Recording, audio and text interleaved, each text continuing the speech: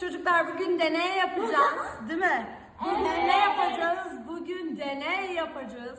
Peki deneyimiz ne deneyi? Hava direnci karşılaştırma deneyi yapacağız, değil mi? Hava ve su direncini ne yapacağız? Bir güzel karşılaştıracağız. Peki sizce atacağım para hava direncinde mi daha çabuk aşağı inecek, su direncinde mi? Su direnci. Daha çabuk inecek. Evet. Hayır. Maşallah. Bunda neden? Çünkü öğretmenim hava direnci Daha Daha az. Hava direnci daha az. Kimden?